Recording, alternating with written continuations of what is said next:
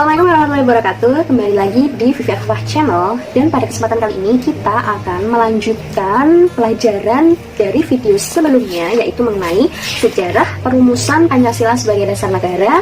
Seperti yang kita tahu bahwa pada video sebelumnya kita belajar mengenai sejarah terbentuknya BPUPKI. Selanjutnya ada sidang dari BPUPKI dan tokoh-tokoh yang memberikan usulan mengenai dasar negara.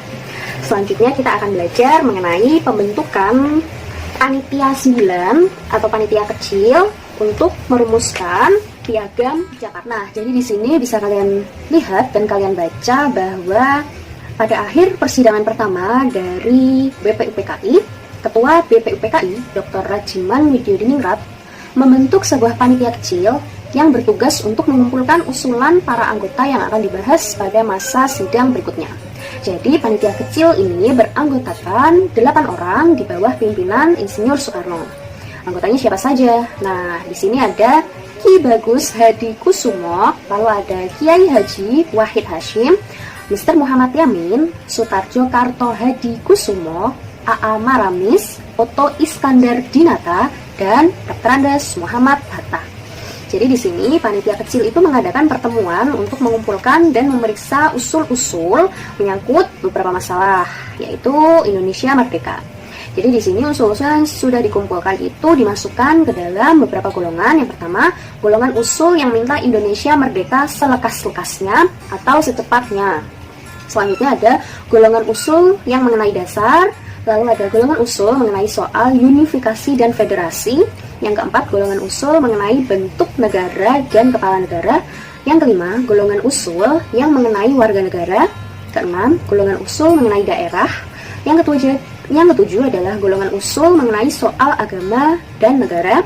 Yang kedelapan, yang terakhir adalah golongan usul mengenai pembelaan. Dan yang terakhir, yang kesembilan adalah golongan usul mengenai soal keuangan.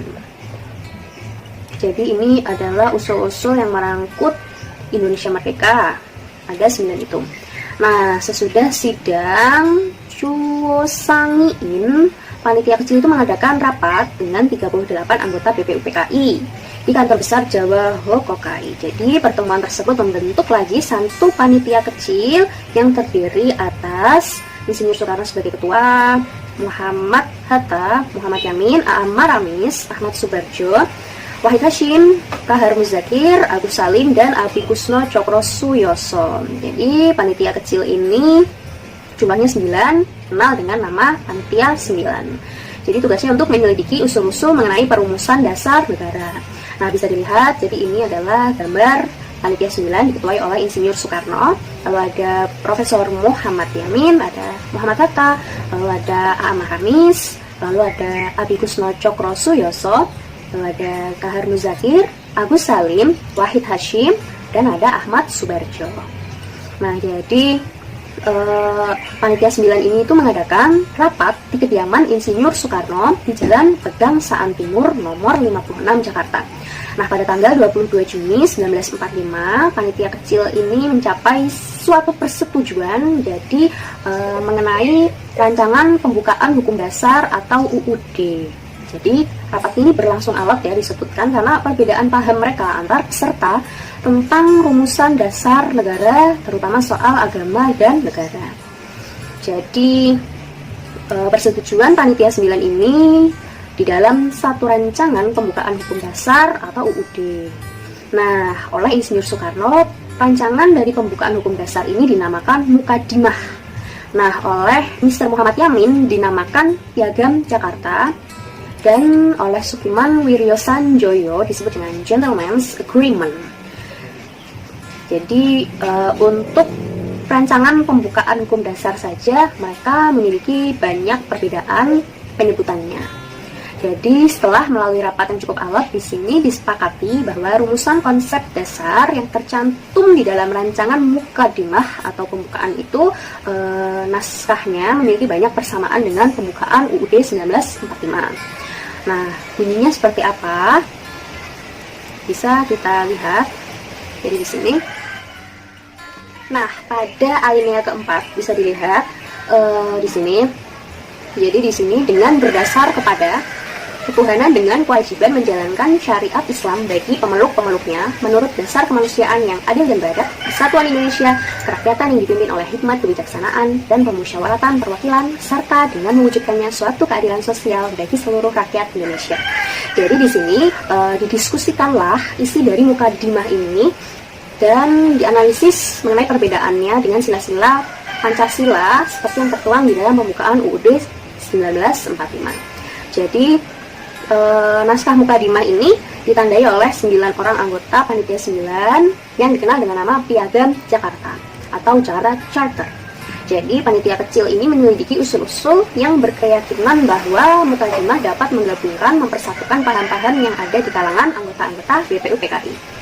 Nah, selanjutnya di sini pada sidang kedua BPUPKI pada tanggal 10 sampai 17 Juli 1945. Nah, pada tanggal 14 Juli 1945, alinea keempat naskah dari Piagam Jakarta ini bisa kita lihat bahwa yang pertama adalah ketuhanan dengan kewajiban menjalankan syariat Islam bagi pemeluk-pemeluknya sampai kelima. Jadi ketuhanan dengan kewajiban menjalankan syariat Islam bagi pemeluk-pemeluknya akhirnya diubah dengan ketuhanan yang Maha Esa.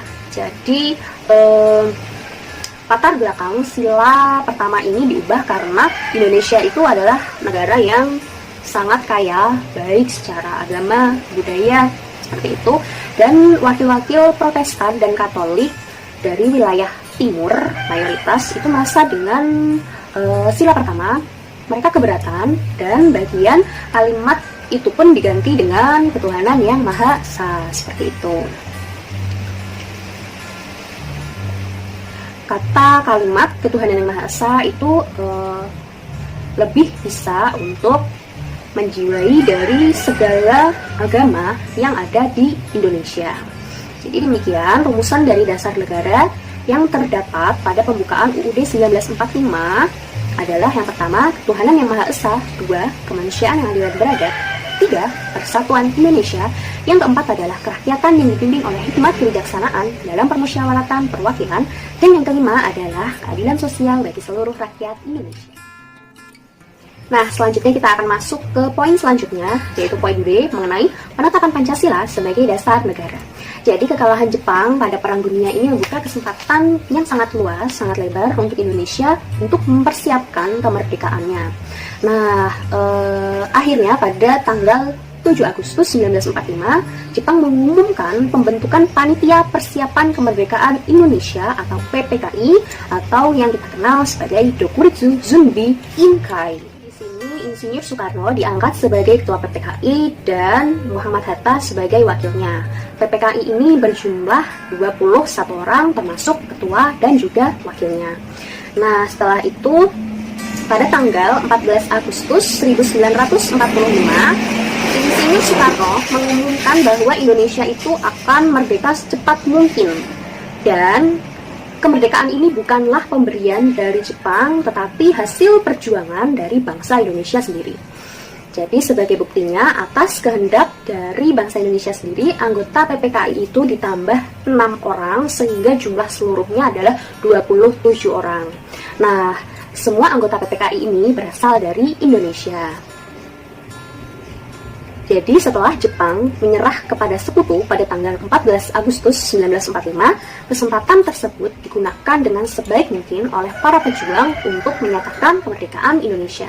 Jadi pada tanggal 17 Agustus 1945, tepatnya pada hari Jumat, Insinyur Soekarno dan Muhammad Hatta memproklamasikan kemerdekaan Indonesia ke seluruh dunia. Jadi di sini bisa kita lihat bahwa ini adalah foto mengenai pembacaan teks proklamasi kemerdekaan oleh Insinyur Soekarno. Setelah itu, pada keesokan harinya, tepatnya pada tanggal 18 Agustus 1945, PPKI melaksanakan sidang lagi. Nah, sidang tersebut menghasilkan keputusan bahwa yang pertama adalah penetapan UUD 1945, yang kedua adalah memilih presiden dan wakil presiden, yaitu Presiden Insinyur Soekarno dan wakil presiden adalah Muhammad Hatta, dan juga membentuk Komite Nasional Indonesia Pusat. Jadi, salah satu keputusan sidang PPKI tersebut adalah mengesahkan UUD 45.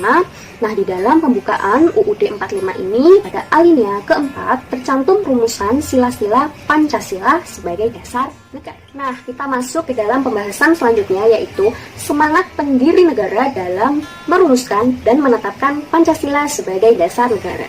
Nah, di sini adalah nilai semangat dari para pendiri bangsa dalam merumuskan dan juga menetapkan Pancasila sebagai dasar negara Indonesia apa saja. Jadi di sini nilai-nilai semangat yang disebutkan nanti adalah nilai-nilai yang patut kita contoh dalam kehidupan sehari-hari. Jadi semangat di sini mereka memiliki tekad dan juga dorongan hati yang kuat untuk menggapai keinginan dan juga hasrat tertentu. Nah, jadi para pendiri bangsa ini merupakan contoh yang baik yang memiliki semangat yang kuat untuk membuat perubahan, untuk merubah Indonesia yang mulainya adalah negara yang terjajah menjadi negara yang merdeka. Jadi, semangat kebangsaan yang patut kita contoh dari para tokoh pendiri bangsa adalah yang pertama nasionalisme dan yang kedua adalah patriotisme. Jadi di sini nasionalisme itu suatu paham yang menganggap bahwa kesetiaan tertinggi atas setiap pribadi harus diserahkan kepada negara berkebangsaan atau nation state. Jadi di sini nasionalisme itu dibagi menjadi dua. Ada dua jenis, yaitu dalam arti sempit dan dalam arti luas.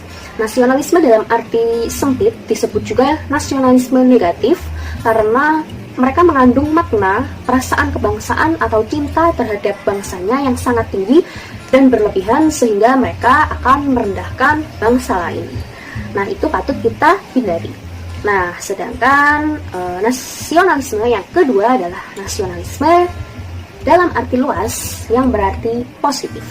Jadi di sini perasaan cinta yang tinggi atau bangga terhadap tanah air, tetapi tidak memandang rendah terhadap bangsa lain.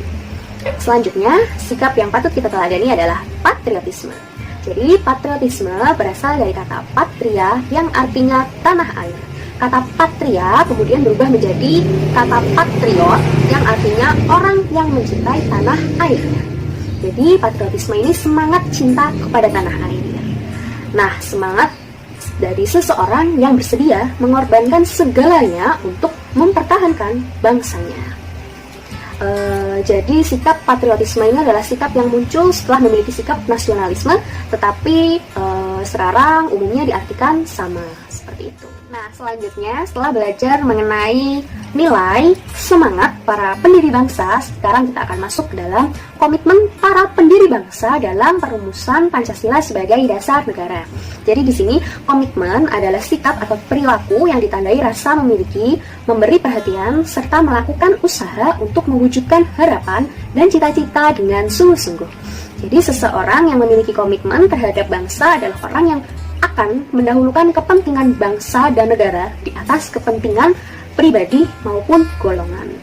Jadi di sini bisa kita lihat ada gambar monumen Pancasila Sakti, yaitu merupakan bukti tekad untuk mempertahankan Pancasila. Selanjutnya, jadi para pendiri bangsa itu dalam merumuskan Pancasila mereka memiliki ciri-ciri komitmen apa saja. Yang pertama adalah mereka mengutamakan semangat persatuan, kesatuan, dan nasionalisme. Jadi para pendiri bangsa ini memiliki semangat persatuan, kesatuan, dan nasionalisme yang tinggi. Hal ini diwujudkan dengan apa?